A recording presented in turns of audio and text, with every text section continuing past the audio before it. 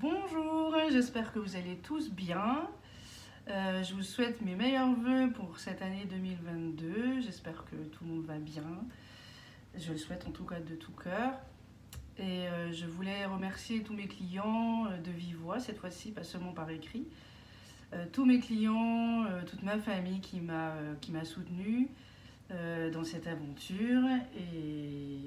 Et vraiment, je ne regrette pas d'avoir commencé. C'est vraiment un magnifique métier, de magnifiques ustensiles. Et c'est vraiment un pur bonheur de préparer à manger pour ma famille, mes proches, ou pour mon second métier d'assistante maternelle. Voilà, parce que aussi j'en profite. Voilà. Ben, je voulais vous proposer aujourd'hui une galette des rois à la frangipane. Donc la recette, je vous la mettrai un peu plus tard sur le groupe, sur mon instant gourmand également. J'ai un petit peu modifié une recette du chef. Et en plus, j'ai plutôt utilisé des pâtes feuilletées, de la fécule de pommes de terre, tout ça sans gluten. Je sais qu'il y a aussi des personnes qui m'ont demandé de faire quelques recettes sans gluten. Donc voilà, ça sera le moment et on verra le résultat parce que c'est vraiment mon premier test. Voilà, donc là du coup j'ai déjà préparé le beurre pommade. Donc vraiment il est, quand je dis pommade c'est vraiment pas, c'est très très mou. Hein. Voilà, merci à la cheminée. Et donc après du coup on va pouvoir commencer avec les sucres, le sucre blanc, le sucre roux. Donc il suffit de mélanger. Alors, je suppose que vous avez déjà fait une galette des rois peut-être dans la semaine. Moi, j'ai vraiment pas trop eu le temps cette semaine. Et puis, j'avais envie de faire cette petite vidéo. Donc, il faut être aussi un peu au calme, posé. Donc, et puis à la frangipane parce que voilà, c'est quelque chose de traditionnel. Et nous, on aime bien. Donc, c'est un mélange de crème pâtissière et de crème d'amande. Donc là, on va juste, voilà, bien mélanger le beurre et les sucres. Après, je vais casser 3 œufs avec de la vanille liquide. Voilà, je mets tout dedans.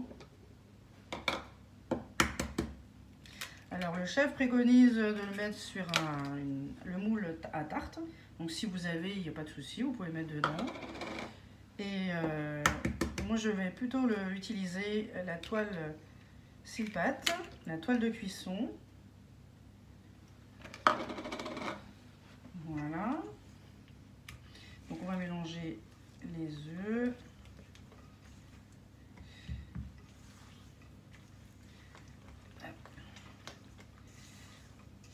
Alors, cet après-midi, j'ai une petite visite.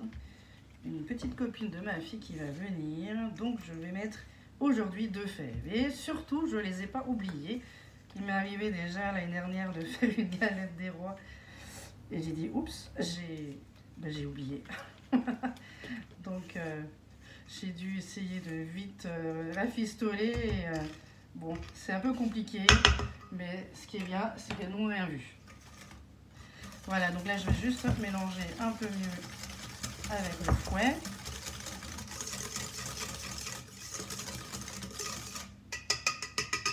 Voilà, et on va rajouter la poudre d'amande.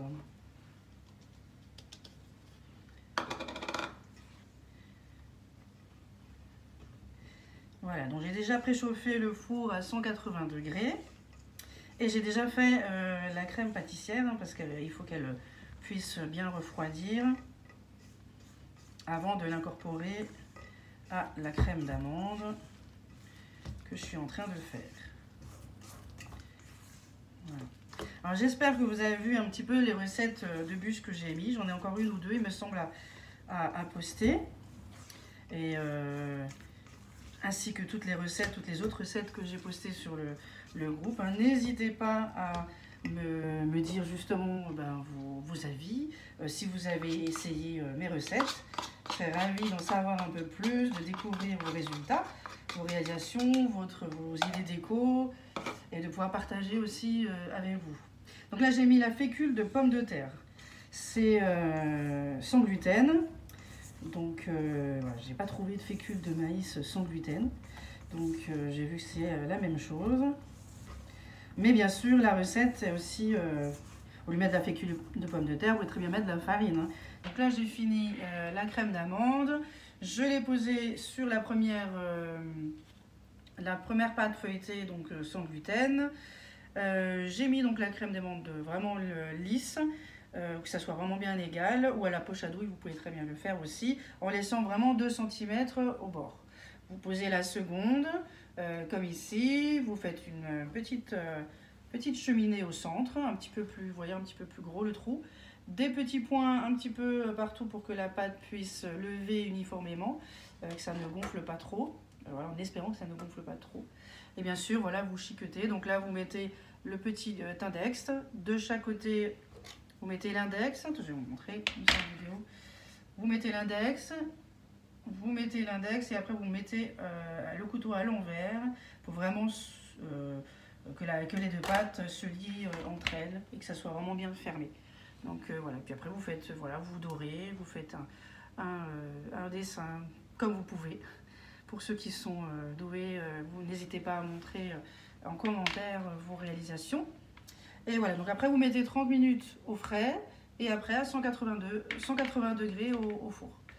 Voilà, je vous montrerai le résultat. Merci beaucoup, bonne journée!